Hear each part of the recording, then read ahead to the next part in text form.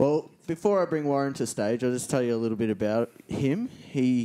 Some of you may be very familiar with him and some of you may not. He's one of the quirkier characters we have here at 21st Century. He's been known to get on the piano late at night, and he's actually very good at it. So any of you that were on the Caribbean trip, was there anyone on the Caribbean trip? No? Warren apparently, what's the term, pianoed up a storm? I don't know how else to pronounce it. Yeah. Anyway, he got the crowd going. But he's a qualified tax accountant and tax lawyer. He's been in the industry for over 20 years. He loves helping people slash their own personal tax. Like, he's got so many little tricks up his sleeve, it's not funny. So, he's not only qualified to speak on tax in Australia, but also very experienced in international tax. That's why we obviously have him here. So, without further ado, we'll get him up here. So make him welcome as he comes to stage, Mr. Warren Black. Come on, guys, give it up for Warren.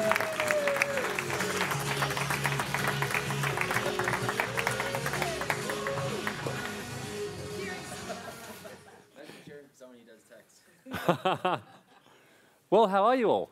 Awesome. Isn't it great to be here in US doing it this time? Yes. Let loose a bit, have a bit more of a personal atmosphere and all that? Shame there's no piano, isn't there? You could. There's one out there. There's one out there. The Caribbean cruise, I got up and sang Bryan Adams and some rock and roll and had a bit of fun. Tonight, maybe, yeah. I'll do it tonight. Who wants me to do it tonight? Well, if you get the piano organised, get me permission, I'll do it. Okay. Special recital and no extra charge. Well, you're learning some great stuff about US property, eh? Who's excited? Yes.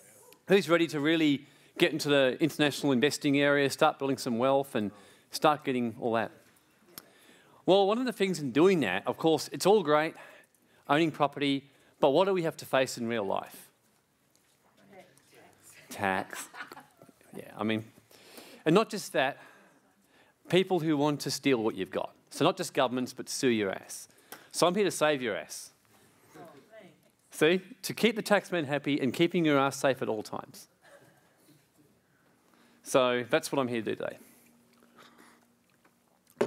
Those of you who's heard me speak at a 4-day event? Yeah, I'm known for being a bit provocative. I mean, I'm a big believer in, look, the system that we're in, and basically break the status quo. That's why you're investing here. I'm the same with tax and asset protection. I mean, if you do what the masses do, what do you get? That's right. So I'm a big believer in always finding creative ways, looking at ways to do it, looking at the best ways, always staying one step ahead of the game. So today I'm going to go a bit more into depth in terms of what I normally do at the 4-day events. I'm going to possibly cover, depending on time, a little bit about more about offshore, just mention a few comments that I normally wouldn't mention Australia. Who would like that? Yeah. Things like that. So, okay, let's just do a bit of background about myself. I'm a lawyer, and that's why you can trust me. I'm an accountant, which makes me even more trustworthy. And what else? Oh. And a financial planner, even more trustworthy. So I got a few little degrees there. I mean, I thought I was pretty bad having 3 degrees, having no life, but my business partner has 16 degrees. 16 qualifications, I'm not kidding. 16, so there you go, I'm pretty tame in comparison. And I put part-time psychic, some of those who know my... That's a photo of me in my earlier years. Okay. So, experience as a lawyer, accountant, financial planner, 10 years working for the dark side, and now come to convert you all to salvation, to the light. I've been working for 12 years since my days in the dark side as an accountant and lawyer, and I'm here to get you out. And I've put them into wealth creation structures, mindset, quantum physics, part-time psychic. There you go. Okay, a bit of intro to my family. I've got 4 boys, keep me busy. It's my son, William. He's just turned 10, one day after me. That's my twins, James and Edward. My youngest, Josiah. And that's Grace, one of my children. I put Mother, we're actually separated, but still a very important part of my life. Okay, so what are we covering today? So 3 main topics. Firstly, how to keep the ATO at bay. Who wants to know that? Believe me, governments can cause you more hassles and more headaches if you don't comply than anyone else. So I'm covering a bit about offshore today, how the tax system works. I'm not going to go a lot into US because there's some guys speaking tomorrow who are going to cover a little bit more detail on that.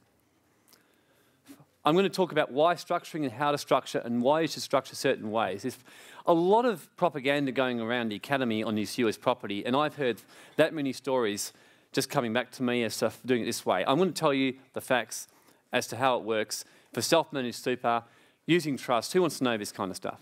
Yes, so these are the facts. This is not just my opinion, it's the research as well as talking with super fund auditors and others. So this is the deal today. And using your super fund, how to build good retirement wealth and do it in a compliant way. Okay. Now the fail solution, look, the great thing about you being here is you're really here to be educated and get one step ahead. So the purpose today is to say to you, I'm here to educate you. You use advisors to help you, just like you're using US property experts to help you buy property, right? But you're not just passively or blindly relying on anyone, are you? You're doing a bit of your own due diligence and research, yep. So my aim today is you need to know as an investor, professional investor, the basics of tax, asset protection, how this all works so you know what's going on. Okay, so the aim today is to educate you. The successful solution, the failed one is what I call blind trust. The successful one is learning how the law works for yourself, practicing what you learn and using advisors to support you. The great thing is that there's so many different things you can do. And why I say about learning, I've learnt the hard way what happens when you blindly trust other people. Who's had some really severe lessons in their life by blind trust? Yes. I suffered some very bad health crisis years ago because I had blind trust in doctors and got worse. And when I finally went and researched health for myself, I got better. So I know what that's like. I relied for years involved in the church and got really nowhere until I went and studied my own stuff on spirituality and moved forward. So likewise, to be wealthy and build property wealth, one, you've got to make sure you know what to buy, which is what Jamie and the team is teaching you here. You need guys like Goro in terms of getting the money, the capital available to make sure you can maximise and buy as much as you can. And you need to know how to structure yourself, not just what people tell you. So you keep basically scumbags far away from your property, so you keep them yourself. And remember, everything you hear in Australia about lawsuits, in US is multiplied quite a bit more. Okay? So lawsuits happen here, it's a business. I mean, there's guys who actually drive around in ambulances and hang out on street corners waiting for smashes so they can run around and give their business cards. Literally called the ambulance chasers. There's people here who make their living from suing people because they know it's very profitable. There's law firms who actually work out the probability and success rate of actually lawsuits in particular areas. They then offer basically no win, no fee. They take like 30 or 40% of the winnings if you actually win the lawsuit. And many law firms become multi-millionaires overnight just by winning lawsuits.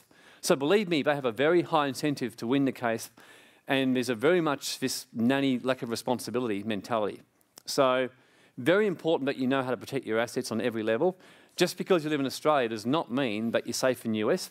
There's some quite remarkable laws in US, like the punitive damages award, for example, where you can be fined triple damages, which have got nothing to do with actual loss, but just to simply show the other party they're mongrels and deserve to be punished. Like triple damages. The US government actually believe, and we learnt this international law, that they can apply their law on foreigners when they want to, and they've tried to do this on many occasions. So just be aware of this kind of stuff. Okay. Keeping the ATO at bay. So if you're taking notes, I'd encourage you to do so here. Learn how it works. Learn how residency works. Okay, tax is far too high, which I think we all unanimously agree. Okay, how tax works over here in US for you as an Australian. Okay? Now, this is a little bit of basic tax law I want to give you, which is, on the one hand, very basic, but you need to understand this, because I hear all kinds of weird and wonderful things. You're taxed on your income, and you can claim costs against your tax which relate to your income and aren't private, domestic, or capital in nature. Now, the fact is, whether you're an Australian resident or not, and you're doing business in the US, you have to pay tax in the US. And not just that, you have to pay tax in Australia, because an Australian resident will pay tax on their worldwide income, okay? So just going back to that slide. So the rule in Australia, in simple terms, is any income you make, which is rents coming in from the property, you are taxable on. Any costs which you have to spend to, like local taxes in the US, repairs on the property, maintenance costs, local water rates, anything, you can claim against it. Travel in relation to the property, all that kind of stuff, you can claim against it, which aren't what's called private, domestic or capital, which means they actually must in some way relate to the property. Capital, that's important to understand. Capital means that it's not really so much a repair or something related to the property, it's more like an improvement or structural. Classic example, you buy a US property and let's say that you just paint and you fix up a bad paint job because you buy a really crappy house in Phoenix, but it's only like 30 grand. You spend a bit of money to paint it and just at least make it look presentable. That's a repair, you can claim that. Now, let's say by contrast, you see a really crappy house, and I know Jamie said don't get too caught up in reno, but it's just so bad, but costs you like 10 grand or something. So if you spend, say, 5 grand redoing up a whole back room and making it, quite reasonable, you can't actually claim that against the property. Not as an outright deduction. You can only get what's called write-off because it's what's called capital, okay? So just understanding that capital basically means it's not so much an ongoing repair relating to something that's already happened, it's like a structural change or thing to the property, okay? Now, you pay tax at high marginal rates in Australia, and being offshore doesn't change that situation. So you're going to pay tax at high marginal rates. So putting it in simple terms, let's just say that you've got like an income in Australia of about 90K, for example. Let's say you buy a few US properties over here and you make a net rental return of an extra 30K. That gets added to your income and you pay tax in Australia. So let's say that you've got, that the marginal tax rate over 85K is about 40% plus Medicare of 1.5, so it's pretty high.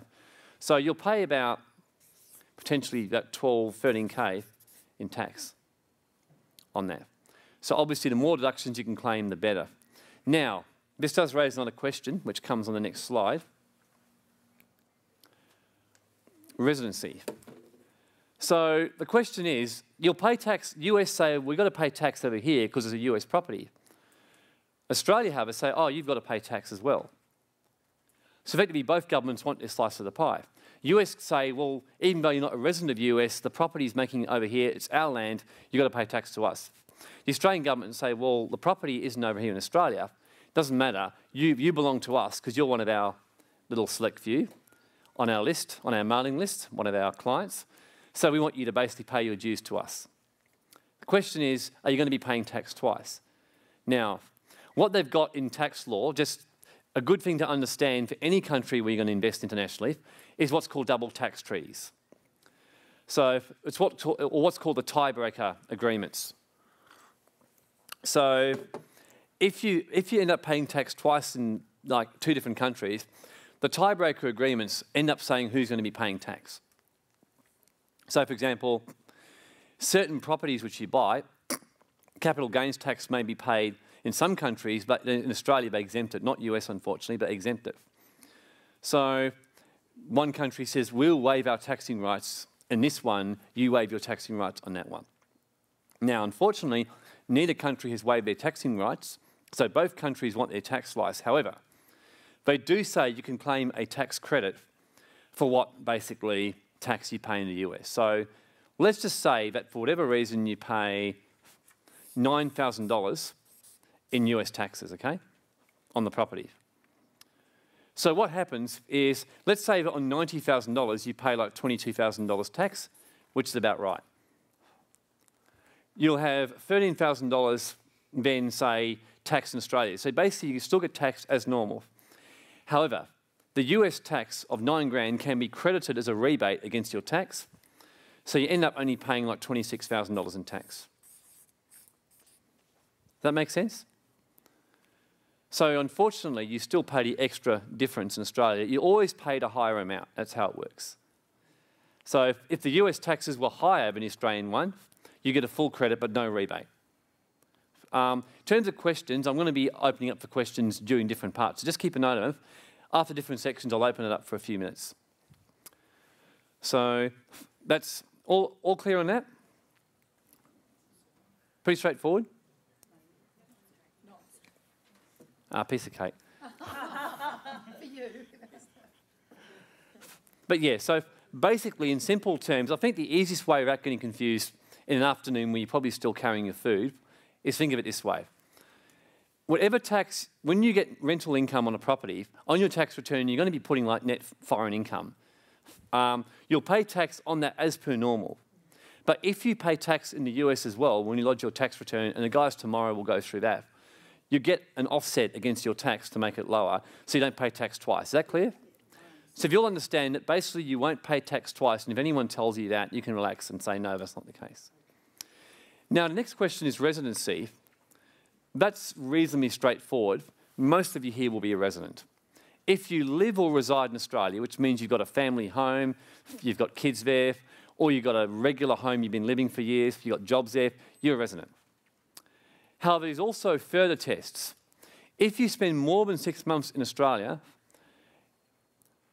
you're still considered to be a resident unless the tax office is satisfied that you have what's called a permanent place of abode outside of Australia. Now, I've done lots of advice over the years on that. I've helped a lot of perpetual travellers. I've set people up.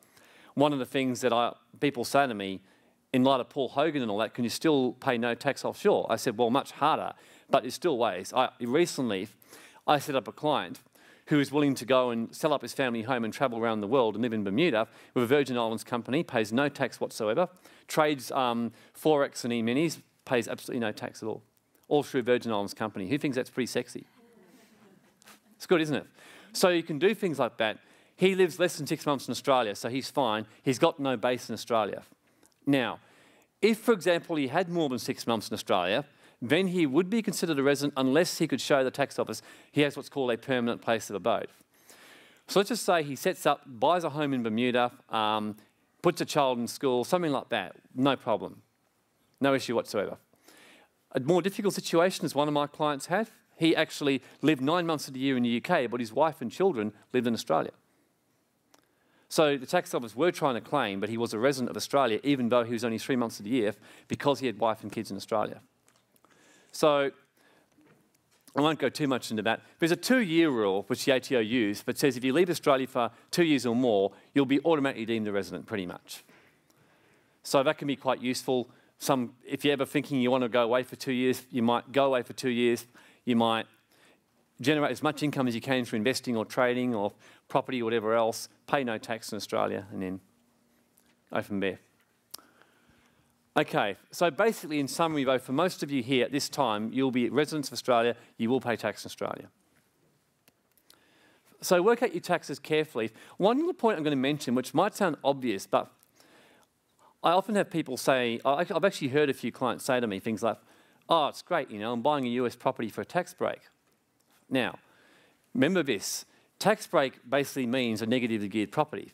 So if you buy a property that's worth, say, let's just say that you're making 20 grand in rent on an Australian property and you're paying 30K in expenses, just in interest and rates and taxes and everything else and costs, you're going to have a $10,000 negative gearing loss, which can offset against your day job income.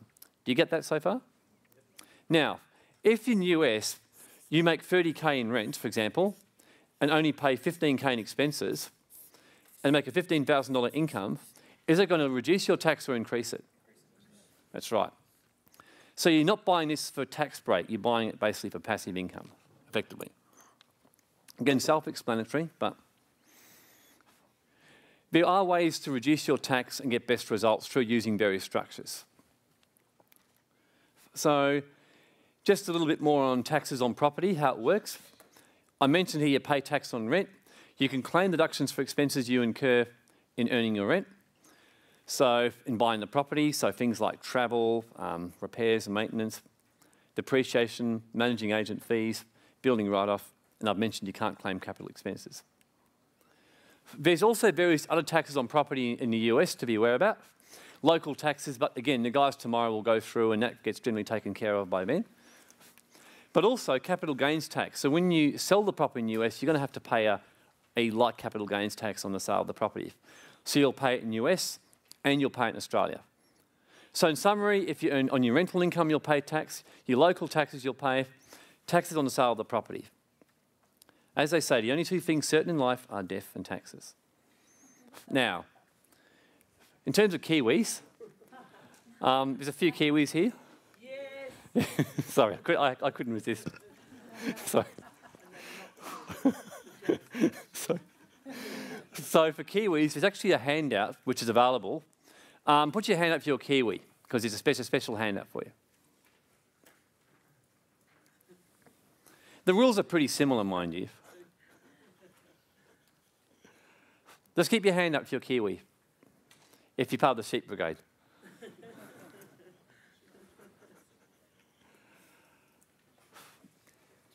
Okay, a couple more here. I've mentioned here that the salient points for Kiwis, which I won't go too much into, but just have a read about companies and trusts, the difference there. Generally, owning your US LLC in a company is not a good idea. You should own your shares through a New Zealand trust. That's probably the main point that comes out of that. The rest of it's very similar. So, okay. So we covered taxes. Now, before I move on to structuring, now I'm going to open up just for a few questions on this. You have one over there? So I've got 3 sections, and I will take questions quickly after each section. For an Australian tax resident, Yep. if you don't remit offshore income back into Australia, is it still taxable? It depends. I'm going through that a little bit more later on. It's a very good question. You've got these laws called controlled foreign company laws and foreign investment fund laws and that. So it depends how you structure it, is a short answer. And when I go through structuring, I will cover that a bit more. But that's a good question. Anyone else?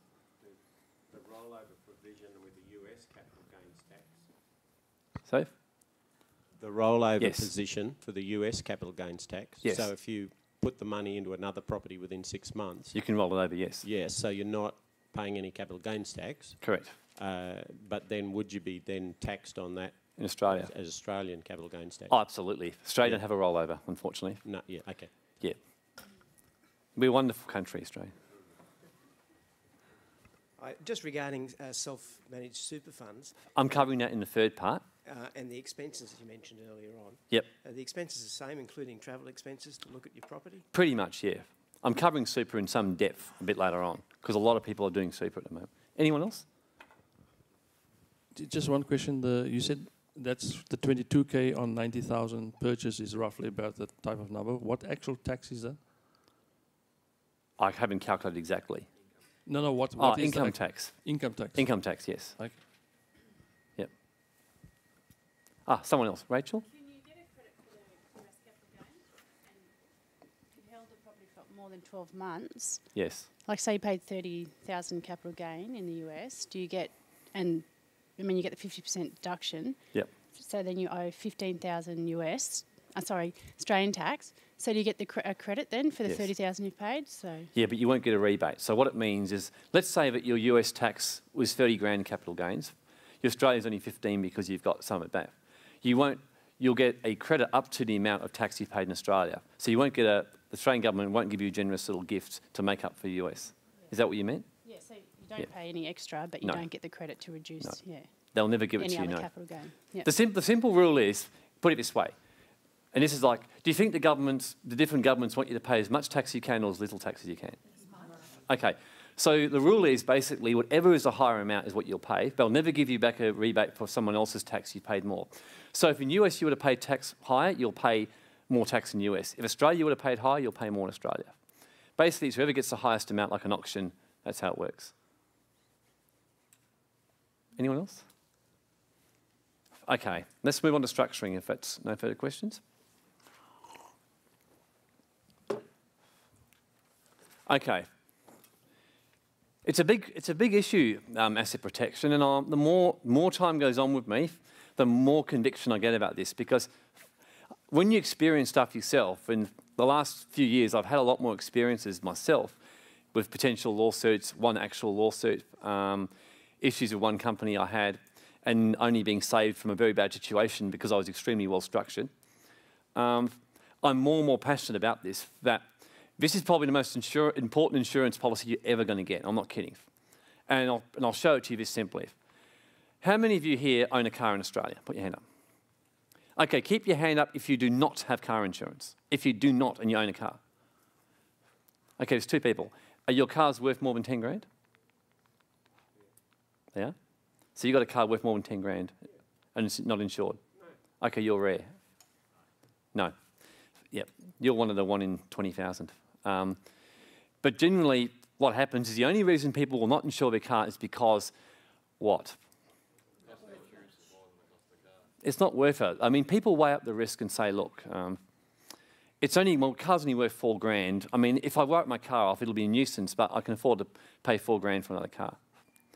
Let's say you got a car worth 50 grand and you got hire purchase or finance lease or something on it. Now, if you write off the car without insurance, what does that mean is going to happen to the finance company? They're not going to be too happy and they'll be after you for the money. So as well as buying a new car, you have to sort out the finance company as well. So it's a no-brainer to basically get this car insurance. You all agree? We get car insurance because we want to protect ourselves from what? Loss. Paying out money which we don't anticipate. Correct? Yes. Okay. Anyone here got health insurance, like HBF or Medicare? Okay, a lot of you. Okay. Keep your hand up if you expect to get a serious illness very shortly. No one? Put your hand up if you know you're going to get cancer in the next 3 months. No one. Okay. Yet a lot of you insured in relation to a situation. Why? Just in case, to cover the cost in case you get something catastrophic or astronomical. Okay. How many of you know beyond a shadow of a doubt you have all your net worth completely insured? Put your hand up. 1, 2, 3, a few people. Okay, so somebody sued you tomorrow, is what the question is. You know that your assets can't be touched. Put your hand up. Okay, there's a few of you. So the rest of you, basically, you're quite comfortable losing your whole fortune, am I right? No. No. You're not? Not comfortable. Who here is in business and does a sole trader? Anyone? Your sole trader partnership? Yeah, a couple of people. Yeah. You're probably the most vulnerable people imaginable. I mean, if you're actually a business and you're a sole trader, you get sued. This is what happens to you, okay? This is practical stuff and some of the stuff I went to in a Caribbean cruise. And I experienced a bit of this myself because I was well structured. Let's say that you're running a business and somebody sues you or something goes wrong in your business and suddenly you realise your bookkeeper hasn't done tax right and you suddenly owed $100,000 in back taxes you didn't realise. You are in trouble. The tax office will mercilessly hunt you down and they will not let up. And I can tell you now how they think because I've represented clients here. Even if you try and do a payment plan, they'll give you one. But if you, let's say you can't make a payment plan more than what they like, they'll shut you down. And they'll go to court, they'll apply for winding up order and they'll shut your business down and then they'll go for you personally for the money. Okay? And they will do it. And they will bankrupt you. So let's just say that you're running a business in your own name, you get sued or something goes wrong with a debt which you can't pay, you will not only lose your business, your credit rating will be stuffed for buying future properties. If you go bankrupt, you've been for 3 years, you basically can't travel or unless you get permission. Next 7 years, your loans will either not be available or at a very, very high interest rate. You can't be company director, whole heap of stuff. By contrast, if you have a corporate structure or trust, and let's say you go broke in your small business, all that happens is a company gets shut down, the group tax is automatically wiped. All ATO debts are wiped without any recourse to you personally. Your credit rating remains intact. You can go out and get loans as if nothing has happened. Who thinks that's pretty sexy? Who thinks that's a no-brainer? Okay, so if you're in business, it is the biggest no-brainer in the world to get yourself a structure immediately. Immediately, okay? It's a bit like you saying that you're planning to have kids soon and then you say, oh, I don't have any health insurance, but I'm hoping the health insurer will cover me. It's a bit like that. I mean, you just do not run a business without being properly structured. I can't say it strongly enough. I see catastrophic results. I mean, horrendous results. I mean, I had a client recently who he basically, was a couple of clients. One who was 55 years of age, had spent 35 years as a financial advisor building up their net worth, had $3 million net worth, had a reasonable income, ready to retire in super. One day, in his business, he made one error of judgment. He got involved in a very good investment offshore that was making such high returns, he started telling some of his good clients about this investment. But it wasn't on the approved list by the insurers. But he said, look, I mean, insurers are just, really, conservative. This is a good investment. I can't officially recommend it to you, but but have a look at it yourself. A number went into it for 10 years, made a whole lot of money. The whole thing suddenly went south and all of his clients lost all their money. I'm talking about millions of dollars. He came to see me. He was beside himself with his wife. I mean, literally distraught, because he realised he hadn't properly structured himself. And the problem was, when we went through it, it was pretty clear the insurer would not cover him, because the insurer was like, you have gone outside of the policy. So he could be sued for millions of dollars of losses, and he would have been personally liable and lost everything. His wife was literally beside herself. 6 months later, his wife actually left him because of the stress. Okay? This is true story. When you're not structured properly and your finances at risk, believe me, marriages break down because of it. Relationships break down for money more than any other reason. So structuring yourself properly doesn't just ensure your security, it ensures your relationship. I mean, be honest. Who here's in a relationship right now? Who knows that if you lost everything, it would cause some stress in your relationship? Pretty much most of you. It does. So this is, believe me, I say to people, it's a cost of business. Whatever traditional accountants have told you, whatever has told you, listen to this very carefully. This is as absolutely critically important how you keep your money, and the rich know this as much as it is making your money. You're getting what I'm saying there? If you get sued, or if the tax office comes after you for an unpaid debt, and this happens more often than you can think, you will, and you do lose everything. Your credit rating's gone for getting wealth. You're basically either going to be out of the game or going to have to go through all kinds of rigmaroles to get back into the game to buy property. Good chance your marriage or relationship will break down or get into serious trouble. So simple little things like structuring yourself and paying not a high amount of money to insure it. And the good thing about structuring is unlike car insurance, you pay $1,000 each year, you're paying a one-off cost, and pretty much apart from a very small ongoing ASIC fee, and tax return fee, your costs are very minimal to insure your wealth. Okay, so who here now realising that you've got to insure your wealth a little bit better than you have? Okay, good. So the fear of losing assets, it doesn't just also affect your marriages and your wealth and everything else, it affects your creativity. Now, put your hand up if you've ever had serious money stresses. Okay. Have you found your ability to think creative has gone down in that time? No. Massively? Yes, when you've got serious money stresses, you start finding it hard to think straight. So part of emotional management they teach you in psychology is the ability to structure yourself in your emotional being. I mean, I've just been through a very brilliant course myself in the last 6 months on emotional management, because I tend to be pretty out there, as you noticed. I'm a musician, I'm an artist, I'm very creative sort of a guy. I tend to have mood fluctuations by nature because I'm so out there. So I actually did a lot of courses myself on emotional management and improved significantly, and part of what I learned was structuring my emotions a lot better by certain techniques I do daily, certain things I do, which has made like a radical difference to my ability to maintain focus and not lose concentration. So similarly with your wealth, you want to be putting in a good structure in place to ensure that your money stays fairly smooth. And if someone's suing you, they're not going to get your assets, period. Or we're going to have to go through one heck of a fight with you to even get close. So stress really undermines creativity. I'm here to save your ass, basically. So now, this is a bit of humour in the way. These are some of the slogans now being used. You see on these things. Do not eat on Apple iPods, on some of the ones in America, to protect against lawsuits. Probably one of my favourites is this costume is not suitable for flying, because kids have actually put on Superman costumes and jumped off roofs, just thinking they're Superman, got injured when the parents have actually sued the maker of the Superman costume. Their hand dryer's up in the room, so do not use them shower. Yeah. Yeah, one of my, at a local council in Australia, in Cottesloe, there were some signs, this small rocks fair saying, do not dive from the rocks head first into the rock, or something like that. Because of a lawsuit thing that happened about 5 years ago in Cottesloe Council. I mean, it's nuts. I mean, this product is not... Oh, hang on. This product is not intended for use as a dental drill, electric rotary tool. And on a hairdryer, do not use while sleeping, is one we saw. Second last one, they could maybe end up a brain surgeon. They could do. Yeah. In fact, on that issue of the Superman costume, true story, my cousin, when he was 5, watched Mary Poppins. Who remembers that one? You know he jumps off the umbrella?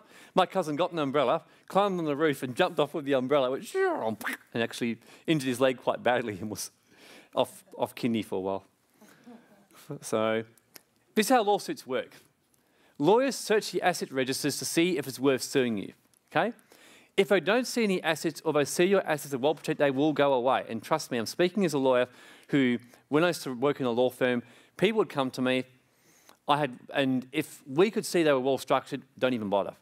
One of my clients last year actually came up and insisted on giving a testimonial for me at a seminar because he said, just simply listening to what I told him there saved his house.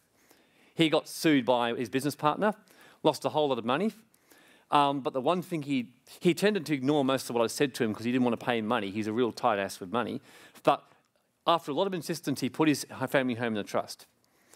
The trustee in bankruptcy turned up to take his house and he said, it's not my house, it belongs to the trust. That was it, never heard from him again. Kept his house. So, believe me, these things keep your assets, save your life. Why do you think Alan Bond and all these guys, when they went bankrupt, continued to go on as normal? So, what I call it this way, it's your get out of jail free card. Who likes Monopoly here? Yeah, your structure is your get out of jail free card. So let's just say that you go into business. I mean, most business people, generally by the time they're 40, who are entrepreneurs, have had at least 2 failures. That's fairly common. And Jamie would tell you some of his failures. I could tell you some of mine. All of us could tell you of horrendous mistakes we've made. The good thing about correct structuring is it gives you another chance. If something goes wrong, you can start again. My structuring saved me in some of my horrendous blunders and enabled me just to get back on my feet and move on quite quickly compared to what I should have. You can tell them where to go if you're structured properly. Asset protection is about creating hedges. Now, what I mean by that is this. No structure of anything is guaranteed only because the government can change the law as and when they want. Who's learned that one? But the harder you make it, the less likely you're going to be sued, okay? I'm telling you, in practical terms, it's like, I know when I've helped clients when they've actually gone broke, and one client had to liquidate his company. And I pretty much told him, I said, you know, the sad thing I said to this client was, if you wanted to, it's so easy to be a crook in Australia with a system. It actually is really easy. I mean, if I wanted to, I could be a very successful criminal, which I'm not, I can assure you. But there's a lot, the way the system works, ASIC really don't give a fig in terms of, say, when you're winding up a business. Although we're meant to investigate you for insolvent trading, they actually don't. They put their resources into getting PR. Now, ASIC are more concerned about having a media image that shows they're doing something because everyone's always criticising them. Now, ASIC therefore put most of their resources into chasing big guys and others to make an example of them. So when ASIC gets a whole lot of reports from liquidators about companies, the guys just look at them, check if the toilet paper stock's basically low and then just use it for that. Well, not really, but what the point I'm making is that they don't actually really read them or do anything about them. So pretty much, if you're structured properly and you've got to wind up your business, you can wind it up, move on, and just get on with life, as a general rule, okay? And not just that, but when people come looking at your asset register and they do searches on you, if they see that your assets are owned by wife, husband, family trust, I've told clients who've been seriously aggrieved and who wanted to absolutely sue someone, I've just said to them, have you got $300,000 starting capital to even begin this? Because not only are you going to have to sue them, you're going to have to do clawbacks on the trusts, you're going to have to go through Supreme Court equity litigation, and you've only got about a 50% chance of winning this case. And the client just goes, I'll just get on with my life. I describe it a bit like a car thief who goes into a car park and he's looking for a car to steal. And if he sees a car which has got really good alarm system, one that doesn't have any alarm system, which one's he most likely to have a crack at? Yeah, that's right. So, pretty clear? I mean, lawsuits are huge in Australia. It's even bigger in US. The LLC is a must to keep your assets safe and separate you. Governments also, they're very, very big. Many of the major lawsuits are shutting down are basically from governments like IRS. IRS are huge over here in terms of shutting people down or taking action against people. One of the things I've known happen to people, but IRS often, when you're low on revenue, will just actually hit people with a tax bill they know is deliberately too high, and this is what I've been told, and then basically they'll negotiate a settlement that will end up being the tax that should have been paid. In other words, to stop people complaining. Tax Office Australia, I've heard similar things. So in other words, governments, not saying all factions, but the reality is things do happen. You've got to be well protected. And people, of course, want to sue you as well. So let's have a look at the type of structures you can use to go about and protect yourself. Okay, the obvious starting point is just individual name. You just buy the property in your own name. Okay? Very simple, straightforward, lowest cost way of doing it. What's the problem with that? You're vulnerable in every sense, aren't you? If you get sued, who's in trouble? Yes. And trust me, in the US, if you buy it in your own name, for example, or anywhere else, well, in the US especially, they can and they will take action against foreign debtors, get what's called a foreign judgment in a foreign court. So let's just say that they sue you in the US for whatever reason, they can come over to Australia and get a foreign judgment declared in the Supreme Court. The foreign judgment is enforced as if it was a US judgment. Your assets in Australia will get taken, okay? So individual name is not a good idea. And if you're buying US property and running business especially, you want to make sure your assets are held in trust in Australia, okay? And you're well structured in the US. Partnership. So that's where you buy it with somebody else in their name. So let's say me and my friend or you and your partner buy the property together. Anyone see a problem with a partnership? Yes. What? When you want to get out, you have to buy your partner out. Buy your partner out? Yep. Yeah. You're liable for your partners indiscreetly. Got it. Jointly and severally liable. That's a biggie. Let's say, for example, that myself and say Steve, we went into partnership together and bought some properties, and something goes wrong, and there's a lawsuit. Well, basically, let's just say that Steve nicks off to Bermuda and gets a house there, which I'm sure he'd love, and they can't sue him. Well, basically, they'll go after me for everything that we've done together. And that's the same with anyone. So, if you go into partnership with anyone and someone nicks off, and you get sued, basically, you are liable for your partner's debts, business partner or anything else, okay? So, very important to avoid having a partnership.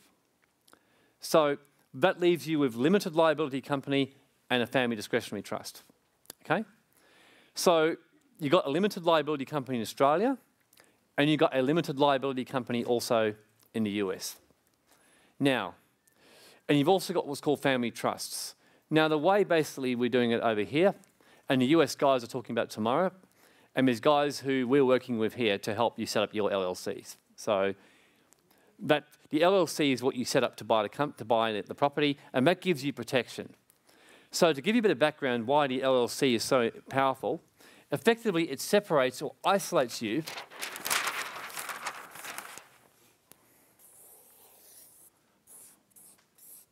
So LLC isolates you from the risk. So let's just say that's you over here, and that's the LLC. So the property is owned by the LLC. So if somebody sues in relation to the property or income is paid, everything gets into the LLC, and you are basically kept separate from the LLC. Are you all following that? Yep. So it goes back to an ancient common law principle about the company. It's what's called piercing the corporate veil. So the LLC means that earns the income, that pays out to the shareholder of the LLC, which I'll be covering shortly as to who should be the shareholder of the LLC, and income gets paid into the shareholder by dividends or whatever else. Okay? So the LLC, everyone basically know how a company works. Anyone who doesn't know how a company really works? One person? Yep, a couple of people. Yeah, very simply, a company has directors which run or manage the company, and you've got the shareholder. So directors can be, in certain situations, depending, personally liable, but not very common in a company. But usual rule is the company and the director is separate from a lawsuit. So if the lawsuit hits the company, the shareholder remains by and large safe. Is everyone following this so far? Yeah. Okay, good. A trust is another structural way of doing it. Now, I'm going to be covering trust a little bit more, so let me just keep moving through the slides on the trust here. I mentioned about partnership already, a company. I might add in Australia, there's a 30% tax on Australian companies, but we're talking mainly about US companies here. The guys from the US will go through this in more depth tomorrow on the US side. A family trust is the ability to split income and control. Now, US, again, we're focusing more on using a US company, but the question arises whether we should be using Australian trust, for example, to own the LLC shares or an individual name. So in other words, for a trust being able to split income, my view is you basically generally should. So I'm going to go into that in a little bit more. So I've mentioned here about doing it as an individual, and the preferred method is through a US LLC. So here's the way you can own the LLC. There's 3 ways you can own it. Okay? Now, just be mindful, everything I'm speaking about here is assuming you're not using your super fund, okay? Your super fund is a different kettle of fish. So this is right now for all of you. Who's basically intending to buy property not through their super fund? Most of you? A lot of you. Who's going to be using the super fund? Anyone? Oh, a lot of people. Okay. Yep. So the super fund, keep in mind, everything I'm saying here is not how it works for a super fund. It's very different. Okay, so individual name. You've got this control foreign companies room. The gentleman over here asked a question here about, do you have to bring the money back into Australia and pay tax? The short answer is you've got these controlled foreign company rules that were brought in basically to stop guys like Kerry Packer and a whole lot of others from hiving off wealth offshore and not paying Australian tax. That was the theory behind it. Did it work? Not really. But by and large, that's what the controlled foreign company. So let's just say you've got a controlled foreign company here. So you've got LLC here, and you've got, say, Joe Bloggs owns the LLC, okay? So Joe Bloggs will basically, let's say that it earns a net income of $20,000 or $30,000 net from owning from the properties. That money, even if Joe Bloggs leaves it sitting in the US LLC, has to pay tax every year. It's deemed as if he's distributed it and he has to pay tax in Australia regardless of whether he pulls the money back in Australia or not. Okay, is that clear? Yes. Yeah. So even if you leave it offshore for 5 years, you've still got to bring money back in to pay your tax in Australia over there. That's what's called controlled foreign company. They're very complex rules, by the way, so I'm simplifying this quite dramatically, but that's how it works. Now, an Australian corporation is your other way of doing it. So rather than Joe Bloggs, you can do an LLC and you set up an Australian company. Now, the problem with an Australian company is, let's just say that you eventually, for whatever reasons, you sell the shares in the company or whatever else down the track, you'll end up paying twice as much capital gains tax as normal. Plus, it gets very complicated for dividends coming through an Australian company. It's not a good way to do it. You should not be owning investments like a US property company through that. You shouldn't be doing that. So you're better off to be using a trust. Not just that, but the family trust gets around that controlled foreign company issue, which I mentioned at the top there.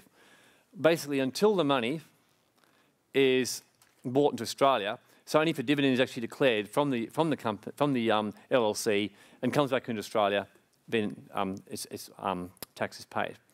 Now, one little thing I'll mention here, and this is a little tip which happens to clients all the time, not just with property buying, but with just about anything, okay?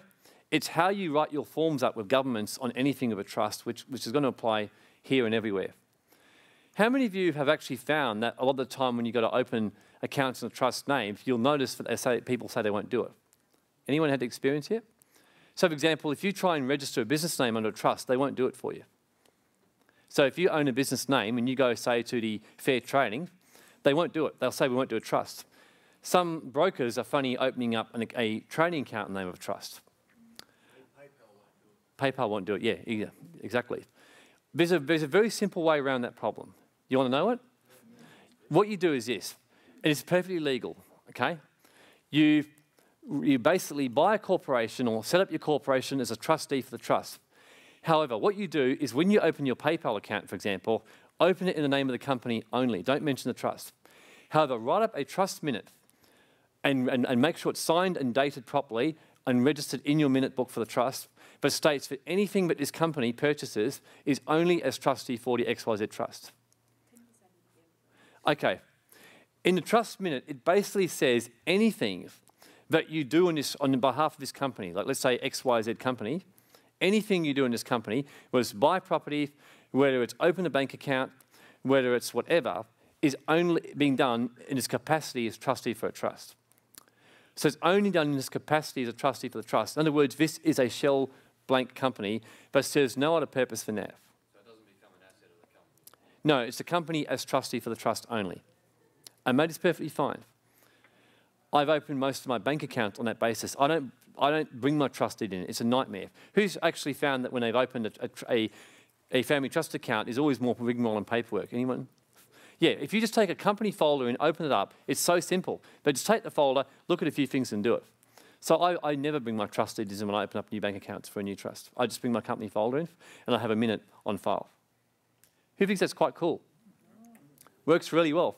It saved clients of mine a lot of money with stamp duty. For example, I've had clients who've gone and bought property, for example, at auctions, and they've actually forgotten to basically put as trustee for the trust in the contract, but just put the name of the company, and they go, oh my gosh, they forget. But then I just tell them it's fine, just do in a minute straight away, provided that minute's done or whatever else, and it goes through, then the minute can say you're buying it as trustee for the trust or whatever else. So anything in this company, if I've got a minute in place. So, for example, if you're buying US property over here and you set up your LLC, you can make an Australian company the shareholder of the LLC, but you have a minute back there saying that it's holding it in its capacity as trustee for a trust. You understand that? Yeah. So it can simplify things quite significantly. So my basic simple recommendation is that a general rule, and you've always got to get specific advice, but general rule is use an Australian family trust to own your US LLC. Is that pretty simple? Now, that does not apply for a self-managed super fund. That does not. And you're going to hear why. It's completely different how you set up your LLC if you're going to be buying it through a super fund. So, recommended option, as I said there, is buy the property in a US LLC. It works really well for asset protection. Have an Australian family trust as a 100% shareholder. And I've shown you precisely how you should be doing your purchase and having your trust minutes and all that. And for those of you wanting to do superannuation, it's great. I mean, superannuation is fantastic to be buying property. It's a great investment. It's a long term. As Jamie said, you can't predict the US property market, but it's probably US really for capital growth is going to be more long term. I couldn't think of really, without giving investment advice and very clearly making that one, buying investment property like in the US through a self-managed fund, it probably fits many of the criteria. It's a long-term investment. It's producing a positive cash flow, things like that. One other thing I'll mention before I move on to self-managed fund and before I start taking some more questions is succession planning. Now, this is quite important because I'm going to raise an issue with you that I suspect that most of you, if any of you, would even have thought about. Okay? Let's just say that, who's heard my presentations on bloodline wills before? Okay, very, very simply, if you're buying let's just say you buy a number of properties and you die. I'm just going to show you how it works. This is important to understand how the succession works because this can bite you really bad, okay? Let's say that you own 4 properties, or US, Australia, whatever. Or we'll first say Australia. Let's just say that you've got 4 kids. Anyone here got children? 4 kids? Oh. Same as me. Now, let's just say that you've got husband and wife. Husband and wife both die at the same time, or husband dies, then wife. So husband and wife die. Now, what will a normal will basically say? How will it go generally? Split equally? So basically, each child is going to get 1/4 of the estate. Okay? You following that so far? Okay. Now, let's just say that the 4 properties, the kids are all sitting there around the table trying to work out who gets what. And they look at the terms of the will and they say, oh, yeah, we're getting it equally. And they say, well, we don't want to share 4 properties. Shall we sell them off? And they say, no, well, one of the kids says, well, look, I wouldn't mind having the house of mum and dad's over in, say, Brighton. And the other one says, yeah, well, I wouldn't mind the US property or whatever one. I wouldn't mind this. So the 4 kids end up splitting the properties each and saying, let's just take one each. And they shake hands on it. Sounds simple. Anyone see the problem in doing that? Sorry? Well, that's one. That's estate planning. The values are different, but that can be sorted by adjustments and mortgages. What's the bigger issue? Can anyone guess? Yeah. Transfer of ownership, which does what? Creates what? Stamp duty, and what else? What tax implications? Capital gains? Who said that? Capital gains. Because what's happened is each child has effectively sold off their interest in the properties to each other. So you're going to have capital gains tax and stamp duty. Not just that. Let's just say that one child, K1 for example, has got a business and has just gone broke. And he's bankrupt. Who's going to be getting his assets? The receiver, that's right. And finally, second child is just going through a painful divorce. Who's going to also get a share of their assets? The ex-partner, that's right. Do you know that with a bloodline will, all 3 of those outcomes can be avoided? Who's never heard of this before? Testamentary trust, 3-generational testamentary trust. It's a 3-generational testamentary trust or bloodline will. It can avoid all that. Who thinks that's pretty cool? So it means that child 1 would keep their money. As soon as they're out of bankruptcy, their money's waiting for them. Child 2's ex-partner gets nothing. And they can move the properties between them and pay no tax. Who thinks that's a pretty good investment? Very, very good investment. But here's another issue as well, which you're going to all encounter here, which normally people wouldn't. Let's just say that, we'll use a single person this time. So let's say that you own 3 properties, or 4 properties. 2 are Australia, 1's US. Okay, what's the challenge you got straight away if you die? Yeah, that's not so much who's what. There's another issue. Oh, this is practical. Australian courts do what's called probate. Okay? When you die, you have what's called probate, which means it goes to the court.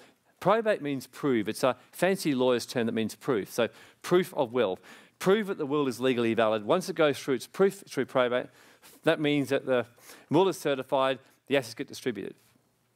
Now, let's say that the probate gets certified, the will is certified as okay. But go to the US people over there. What's likely to happen over there? Now, US governments on these kind of things often for probate, believe me, it's a huge rigmarole to take a probate to a foreign government. They've even got to go through another certification process independently, can hold up the estate for, like, I've seen up 2, 3, 4 years getting held up, going through different countries' probate. I have a client recently who was owed money from the UK from an inheritance. It's taken 3 years, still hasn't got the money yet. Now, that could actually be quite easy fixed. Do you know how? You have a second will in the US. A second will. And that's more to keep the US government happy. So, you have your main will in Australia. Okay, but how you get this done is critical. Because normally a new will automatically revokes the old will at law. So you set your Australian bloodline will set up. And you include everything. But then what you can do as well is have a second will in the US, which basically states that this will only applies to US assets which are owned and will not in any way, any shape or form, override or revoke your previous Australian will, except to the extent of where it's inconsistent for US purposes. Okay?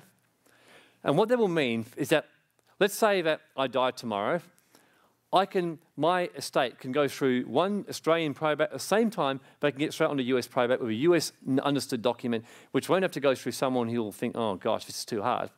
And the process goes much smoother. Who thinks that's pretty cool? So you really want to be also, if you're going to be getting into US property, getting your succession planning sorted out. Because believe me, that is an absolute nightmare. I've seen people die. But when they set up offshore investments, the last thing they think about is succession. And also making sure who knows who's got what properties. I mean, let's just say, for example, that you died tomorrow, for example, and you own 3 US properties. Who knows that their people or loved ones would struggle to work out what's going on? I think a lot of you, wouldn't you? So can you see why that part of this structuring is getting your succession planning like spot on? So you want to make sure that you sort this will out. If you're going to be buying a few US properties, you're going to be wanting to do that. And that's, of course, something we can help you with, but making sure you get the whole package sorted out. Okay, I've covered a lot of things there. That was, I know, pretty in-depth. I'm going to open up for questions now. Who's got some questions? If you sell the properties and then within 2-year period, don't you then avoid the capital gains tax? What's this for? If you were to die and then say your kids sell the properties within 2 years, I thought that's the process. Yeah, that's a different rule altogether though. That's a completely different rule. That's more to do with the 2-year rule afterwards for principal residence. When it comes to transferring property, as soon as you transfer properties within a family, that's not just that's a transfer. So what you're doing is you're actually transferring between family members. And it only applies to certain kind of assets. And this could get very confusing, so I don't want to get too complicated. But there's a difference between pre-1985 assets and after. And there's a difference between whether the house was used as a family home or not a family home. You're talking only about a situation that's post-85 family home. Just regarding the family trusts, if you already have a family trust in Australia, is that okay to use that, or does that separate one have to be set up? It entirely depends. I mean, if your family trust has been sitting dormant for a while and is all looking good, probably, no problem. If you use it currently to run a business, definitely not. Why is that, everyone? Let's say that, what's your name, sorry? Steve. Steve. Let's say Steve's running a business. Why would he not use that same trust to buy his US properties or hold his LLC? Anyone know? That's right. So let's just say that Steve has a family trust that runs a business that owns his LLC shares, gets sued in the business, all the assets of that trust will get taken by the liquidator or the bailiff. That will include the shares in the LLC. You've lost your LLC. That's all that goes as well. If you're using it for if you're using the trust in Australia just to buy, say, Australian property, same deal. I still wouldn't do it because if you get sued as a landlord in Australia, you won't just lose your Australian properties, you lose your US as well. However, if your Australian trust only basically is a shareholding type trust, so it only owns shares in, say, businesses or invests in shares or trades, that would be fine. So it entirely depends on your trust is what I'm saying. It's interesting because it did own a business which is now sold. Yeah. And has quite a large bill to the taxation department. Okay. Different again. Yeah.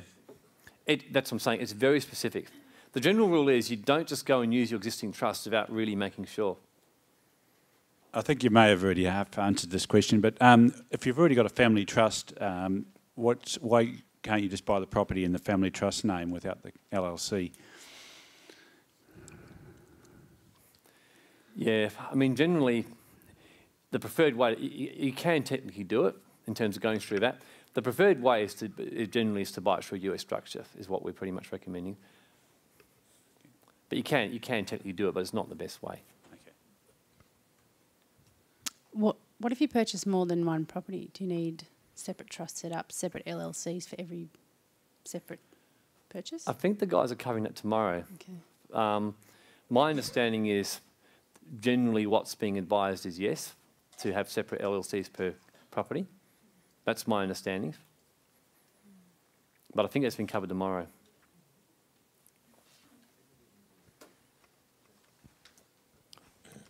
In Australia, by the way, I don't normally go at extreme, but US, from what I know, we're being a lot more litigious and a few other things, and different states having different rules, my understanding is generally that's the preferred way.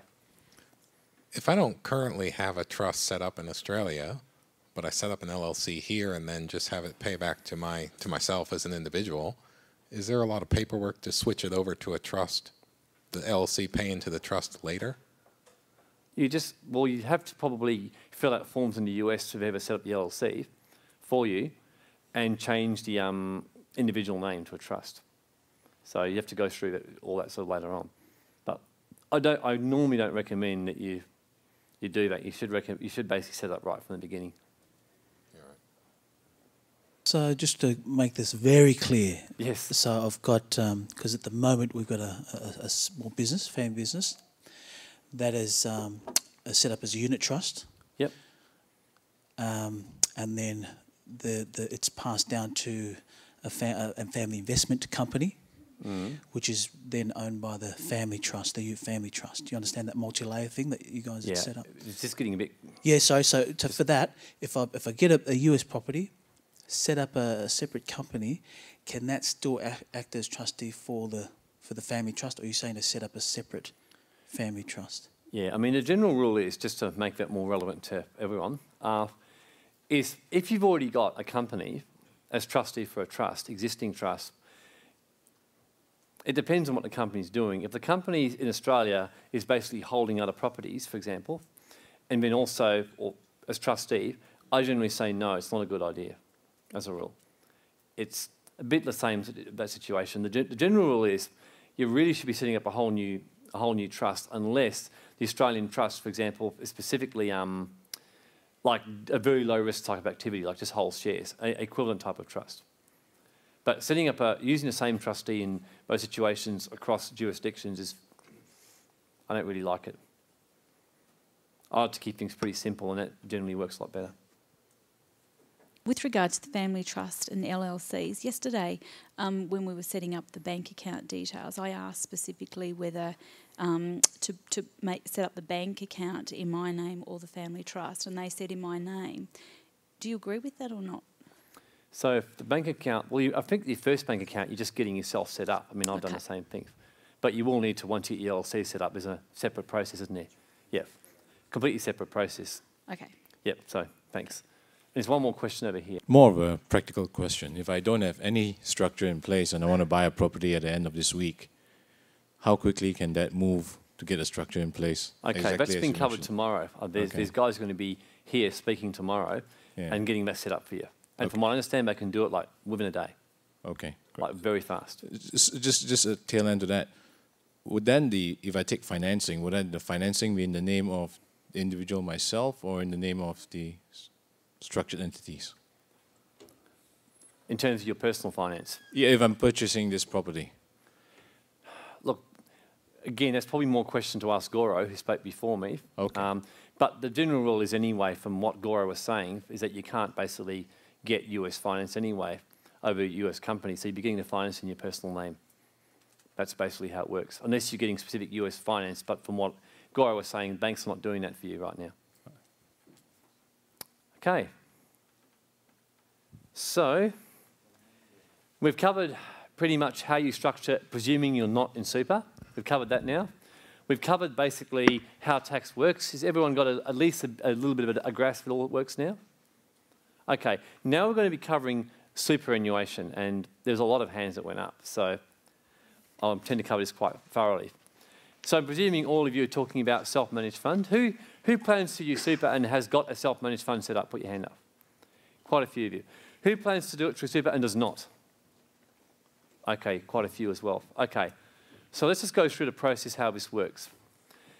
The beauty with super, of course, while you're doing it, is you only pay 15% tax up till age 55 or 60, and after age 60 you pay 0% tax. So super is a great vehicle to be doing this, a really good vehicle. So you want to be basically buying property. If you're going to be doing this and building up your super wealth, it's a great vehicle because the taxes are really low. It's a long-term strategy.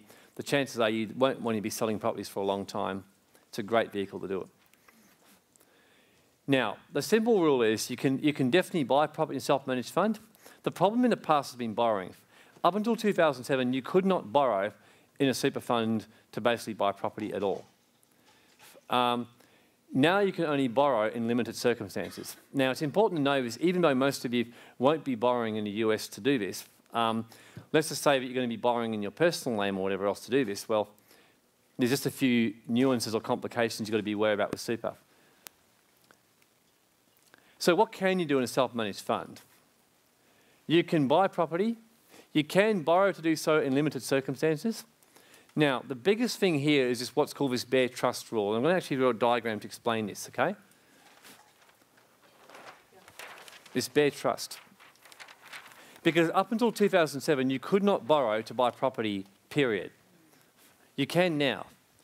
But it's a little bit bewildering how it works. And why they did it this way, I don't really know to this day, but they did. Let's say you've got a self-managed fund set up.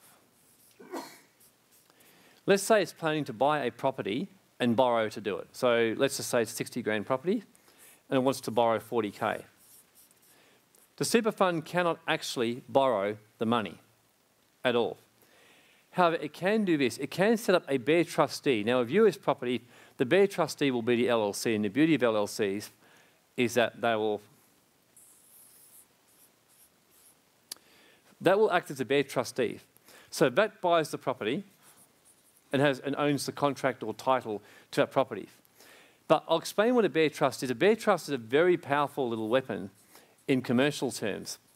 A bare trust means that although it's a trust, the trust only exists solely for the purpose of eventually giving it to one beneficiary. So, for example, I'll tell you where bare trust is used very powerfully to make it simple for you. Let's just say that I wanted to buy my next door neighbour's property, okay? My next door neighbour loathes me. He hates me with a passion. He wouldn't sell his property to me if I was the last person on earth. If I offered him twice the value, he still wouldn't sell me his property. Let's say that was the situation. This is what I can do. I set up a company called something completely unrelated to me, like Ocean Investments, for example. I then go to a friend, like say I go to Paul here, and I ask him, and I say, Paul, I want to buy this property. So Paul then goes, and he owns the company, and he buys the property in his company name with my neighbour. But we have a bare trust agreement in place that says that Paul acknowledges that he's only ever buying this property for me on trust. As soon as the settlement goes through, he acknowledges upon my demand, within 21 days, he must transfer the property to me and fill out and sign all the relevant transfer forms. Paul then goes and buys the property from my next door neighbour. The next day, I exercise notice upon Paul. He then gives it to me, and I know on the property, and next door neighbours have sold me his property without realising he's just done so. Who thinks that's quite clever? No, bare trust is no stamp duty. So it's quite clever. It's also done a lot in commercial acquisition. So let's just say that I'm going to take over another accounting firm, and they wouldn't sell to me because they don't want me to get too much market share. I then go and get, say, another friend, like get Steve here. We set up a company for Steve. Steve then goes and negotiates to buy the accounting firm. As soon as he gets here, he gives it to me. I now have taken market share. Who thinks this is quite clever? Yeah. Now, that's a bare trust. That's exactly the same principle here. So the US LLC buys the property, but only ever on the intention it belongs to the super fund. So why on earth they've done that with the law, I'm to this day bewildered. I have not worked out why they've done that, but that's how it works. It makes it very expensive to buy a property with all the legals involved. I've just done it recently for a client at 21st Century Accounting who had just done a really big one, and it was just a nightmare because of the process. Banks are always a bit more rigmarole when these are involved. You've got to get the agreements done up, the bare trust contracts, everything done up. So the short answer, in a self-managed fund, you can buy property in it, no problem, provided your investment strategy allows you to do so, and it should definitely do it. And you also, if you want to borrow in your fund, you have to basically use a bare trust. Now, that can use problems. Let's say that you want to buy in your super fund, and you're going to be borrowing in your own name as cash. Well, you effectively have to borrow and make a contribution to your fund because of this borrowing rule. So that's what you can do. So what can't you do? You can't pay remuneration to yourself from the super fund. You can't borrow without a bare trust. But here's a big one. You can't use the property for personal use. Now, get this one really clear. This is the Swiss Chalet case, a tribunal case 15 years ago. let's say that you end up buying a Scottsdale home here. I don't know, let's say you buy a slightly nicer one for 100 grand, and you actually do it up, decide to use it, and you're renting it out. And then what happens is there's no tenants at one stage, and you happen to be in America. So you think, oh, I may as well use the house. So you can go in and use your house for a week. You've actually just broken the law. Because you cannot use any super fund asset for personal benefit. You can't even go in for one day. If you buy a Ferrari in a super fund, you can't drive it. If you buy wine, you can't drink it. If you buy antiques, you can't look at them. If you buy paint, I'm serious. If you buy paintings, you can't hang them on your wall. It's very strict, and there's all kinds of ATO rulings on this. So when you buy US property in a super fund, period, you cannot use that property in any personal benefit at all. You can't send your wife there, your husband, your kids there, your cousins there, your dog there for a period of rest. You can't do any of that. Okay? Now, here's another one too I've got to mention too, because there's been a lot of debate on this one. Pay in own name now and transfer it into your fund later. Unfortunately, I've spent weeks with auditors on whether you can do that and trying to find ways around it. And the basic conclusion we put in is you can't. So basically buying a property in your own name now and then transferring your super fund later on, you can't do that. Because the law stops you from gifting any personal asset into your fund unless it's either shares, listed shares on the stock market, or this is what's called business real property. So unless the US property you're buying was a commercial property of some kind, which was in some way affiliated with you in business, you can't do that. So you basically need to get your super fund set up, underway, and quick smart. So my suggestion is, if you're planning to be buying property over the next period of time and you don't have a super fund set up, get onto it like now, okay? I'm going to be doing consults. Get onto it now. It takes about a bit of time to set one of them up. You want to get onto it now, okay? So basically, yeah, so short answer is, if you've got a super fund now, you can buy it now. If you don't, unfortunately, no, you don't buy it in the name of the fund where it doesn't exist. Now, what you can do is set the fund up, for example, get a deed signed, get it executed and everything like that. There is one way you can do it if you want to do it quickly, but you know, it still takes a few days. You set up a fund, you get the trust deed signed so it's in legal existence, then you might pay cash for it in your own name or whatever else, but then you make a contribution of that cash effectively into your super fund. So there is a way to do it in less than the 6 weeks or so it takes to set up a fund, but it's a little bit convoluted. So I'll just explain that one so it makes sense. So let's just say you don't have a super fund, but you want to buy a super fund like pretty quickly. You can get a fund set up. There's a few processes to set it up, okay? Number one is to get the deed set up. Number two is get the ATO compliance certificate. 3 is the bank account, and 4 is the rollover.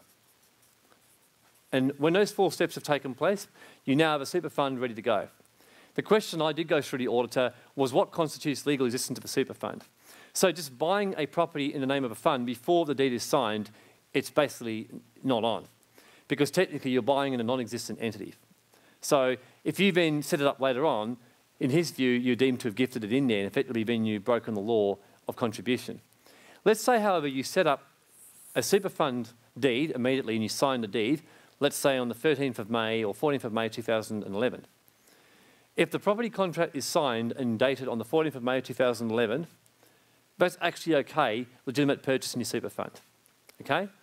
The problem is funding it because you've got no money in the fund because you haven't actually got the bank account and the rollover and the ATO certificate. And until you've got the ATO certificate, which takes 3 to 4 weeks as a rule, the super funds will not release your money to roll over into your self-managed fund, and you'll have trouble getting a bank account. But however, let's just say that you then pay for it in your own name, so you pay your 40K cash. You can do a minute up and then basically do a subsequent contribution effectively into the fund. That one I spent a fair bit of time going through. So the short answer is you can buy in a super fund, no problem. You will need to basically set it up properly and get the legal deed signed before you actually can buy in that name. But then provided you pay cash and do what's called a contribution, you're fine. Okay? Now, it's probably a bit confusing. All of you lost here, or did people follow? Followed it? Okay, great. But believe me, you want to get this right, and I'll tell you why. It's important to understand the consequences if you don't. Every year, you've got to go through an audit of your self-managed fund. Now, since 2009, auditors have been ordered by the ATO to crack down on funds because in the past, auditors have made a general rule of what's called a rubber stamp. So auditors will look at a super fund, say, it might be a little bit funny, but they'll generally just let it go. Now the auditors are pretty much told, if you rubber stamp super funds where it was non-complying and we find you out, we'll strike you off your licence. And not just that, they actually now do spot checks on auditors. If an auditor is always approving funds of no qualified reports, that actually will often go and audit that super fund auditor. So auditors know, but they've got to make sure, but if there's any breaches, they've got to report it. Okay? So I'll show you an example of what could be a breach here, and which you can do. Let's just say that you actually go ahead, let's say, you pay some money or whatever else, and the fund isn't even set up as yet then. Or let's just say that you pay some money, you haven't actually signed the deed, then signed the deed, or something like that. That's actually, that will be reported as a breach or whatever else for the fund. And once it's reported as a breach, the ATO, you put it in the report, and the ATO get a report saying that this fund is in breach. Now, in practice, understand this. The ATO are very lenient on first breaches. I've never seen them do a penalty for inadvertent breach. So you can relax to that. Not saying they won't start, I've never to this day seen them do one. But you don't really want to be breaching in your super fund to start off with. So what happens is you get your tax return done and get your audit done. If there's a breach, you get what's called a qualified report on your fund, okay? So everyone pretty clear on that? So when you're buying a super fund, be extra careful to get it right, okay? Because I can tell you now, anyone been through a super fund audit when they bought property? Yeah. The auditor wants to see everything. You found that, Michelle? Everything. They want to see your trust deed. They want to see your risk management statements. They want to see a copy of the contract. They want to see everything. And they will audit it thoroughly. So with a super fund, think of it like you go through a tax audit every year. Imagine going through a tax audit every year with your personal or business. Anyone say yes? No. I mean, obviously we don't want that. But the super fund, you effectively have a tax audit every year in your fund. Okay? So just keep that in mind that when you're buying property, get it right. If you've got a deed set up and you're not 100% sure it's set up properly, check it out. Because the auditor will basically find out if it's not. And believe me, we were pretty good at getting auditors to overlook things. You know, we would look at auditors and could talk them around. We can't now. Auditors are just, they're too strict because they don't want to lose their license and lose their livelihood, and they do. The ATO have told auditors, if you're basically rubber stamping funds or putting things through where there's clear breaches, we're basically, and we find you doing it, we'll basically strike you off and remove your license as an auditor. So, rules in summary here. You can definitely buy US property direct in your super fund. Best to use the LLC and make sure it's a bare trust arrangement. So even if you're not borrowing, what I'm recommending is set up the LLC, but here it's very important how you set your LLC up. Remember I told you that you own your LLC through a family trust normally? Not in a self-managed super fund. The members of the fund have to own the LLC. So let's just say that you're planning to buy a property in a US self-managed fund, okay? Or a self-managed fund, sorry, in Australia. What we're recommending you do is this. You set up a US LLC. Let's say it is husband and wife, just to keep it simple, members of a self-managed fund. Husband and wife should be the directors and the shareholders of the LLC. And then it has a bare trust arrangement with the self-managed super fund. If you do that, you're not going to have any problems with the auditor whatsoever. I sat down with a fairly conservative auditor, went through that with them, spoken to 2 auditors, no problem. One auditor said, yep, no problem. Another one said, yeah, it's an overkill. So if anything, it's over-conservative, but other auditors have told me other ways. They said, no, they don't believe it's doing it. Any other ways of doing it, like owning through a family trust, you get mixed opinions. So my view with super is take the cautious approach. It's not really much difference to do that and do it properly. So if you're going to be doing it, if you write that diagram down in that structure and you follow that, you'll be fine. Okay? Yeah. If you're single with a self-managed fund, by the way, you have to have a corporate trustee because you can't have a one-member super fund unless you've got that. So if you've got if you're single and you've got your own super fund, you would have a corporate trustee in Australia over here, which would be, you'd be a director and shareholder, and then you'd be the sole member of the fund. And then that over there, you'd be the director and shareholder of the US LLC. So a little bit of rigmarole, but that's just basically, if you do it that way, you can buy in super and you won't have any problems. But I've just seen a few different examples, encounters of clients who, without actually seeing us, have gone and done different things, then come to try and fix it up, and we've been like, oh dear, you see that ways that have been done that just don't qualify.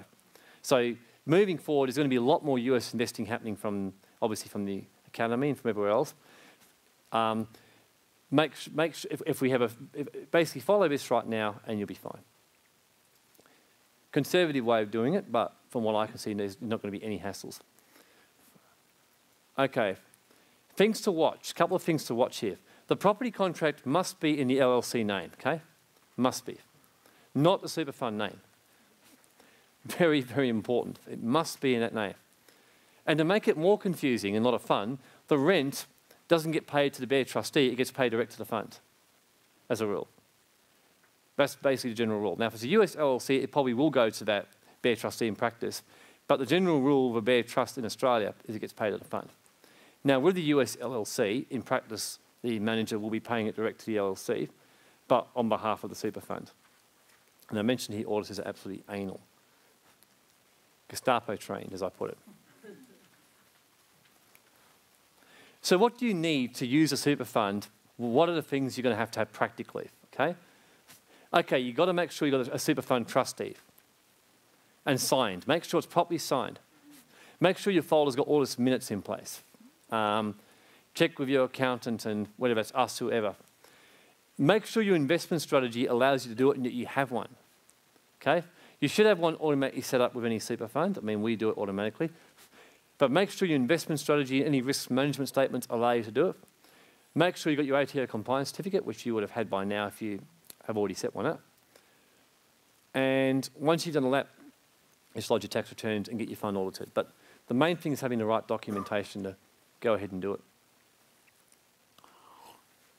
So practically, what's the name that you put, for example? Well, the name of you're going to be putting on the contract, let's just say that your name is Joe Bloggs, and you've got the Joe Bloggs Super Fund.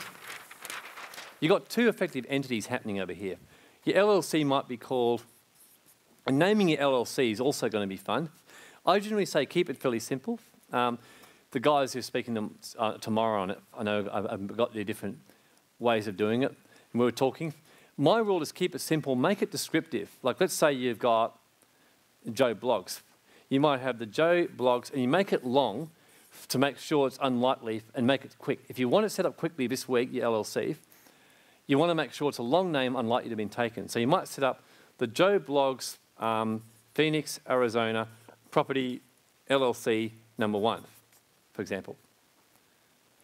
And then if you set up another one, the number 2. And then you have a list as to what number 1, number 2 represent. So something that's descriptive, self-explanatory, very simple. If you know what property you're even going to buy, I know in the past I've had clients who just bought the, say, Johnson Road Scottsdale property, for example. But you generally won't know in advance when you set your LLC up. Now, if you set up a self-managed fund, your self-managed super fund name will look something like this. J Bloggs, and let's say he's married, and say E Bloggs. It's trustee for the Bloggs Super Fund. So J Bloggs and E Bloggs, or if it's a corporate trustee, Bloggs Proprietary Limited as trustee for the Bloggs Super Fund. So the name you'll be buying your property in will be obviously that name over there. And that will hold it in bare trust for this over here. Are you all following that? So I'm trying to make this quite simple and practical because I know this is where people get really lost. Is this helping? Yep. Okay. So, summary. Buy in your LLC, own it in an individual name or family trust, but better in a family trust to protect your asset in every sense of the word. You can buy in a self-managed super fund, but be very careful how you structure the arrangement. Now, actually, I've gone through this. I went the wrong way. So, before I move forward and finish up here, I'm going to open up some questions on, obviously there'll be a few, I'd imagine, here. Okay.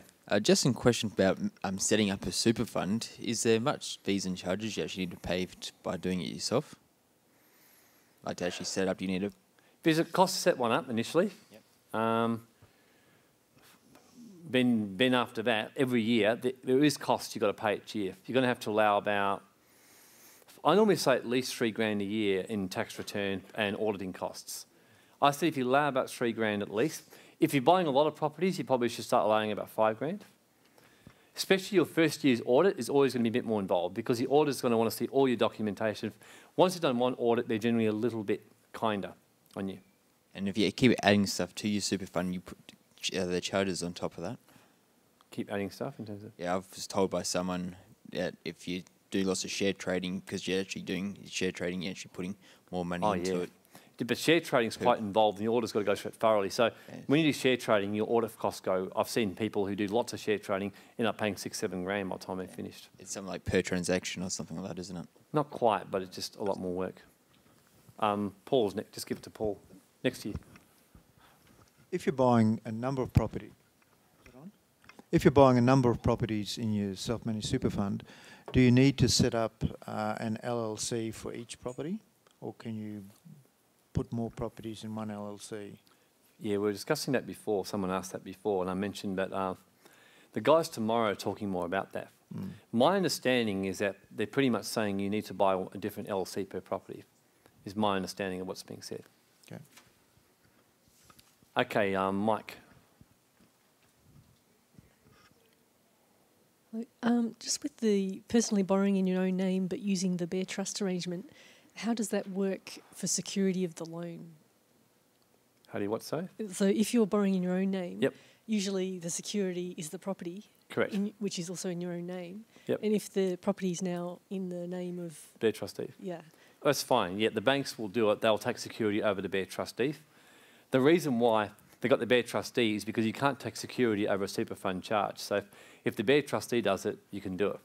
So the banks will do it, but the way we structure the loan is in your name, but the security is over the bare trustee company.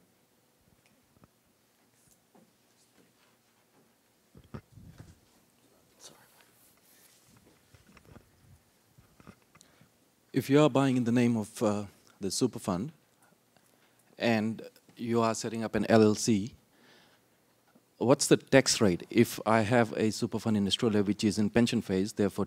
It's still the same rates, nothing changes. The LLC is only holding it as bare trustee. So the super fund is only holding the bare trustee only holds it for the super fund. So whatever the normal tax rates are for a super fund, that's what they are. So over here you won't be paying any tax? No. No, you'll be paying... If you're in pension phase over 60, is that right? That's right. Yeah, well, you won't pay tax, no. So I won't have to pay tax here either? No. Assuming you're in pension phase over 60, yes. Anyone else? Okay. So I hope you've all got something out of that. Everyone learnt something? This stuff is critically important. So in summary, I just want to highlight the main salient points I've been saying here. Number one is you really, really, really, really, really want to get your assets, make sure your wealth is properly insured. If it's not insured, you've got some assets, get it fixed up, serious. Don't delay. Especially while you're here now, we're here, we're in the moment right now. I'm going to be going through some appointments shortly. Get onto it, get it fixed up. Because otherwise, these things get lost, you can move on with life, and then one day you wake up, you've got that dreaded letter in the mail, and then it's on for young and old.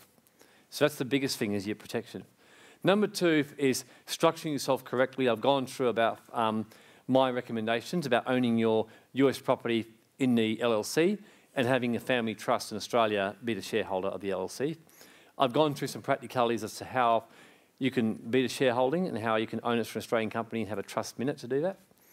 I've looked at wills as well, for making sure your succession planning is all properly done in Australia and US in doing this.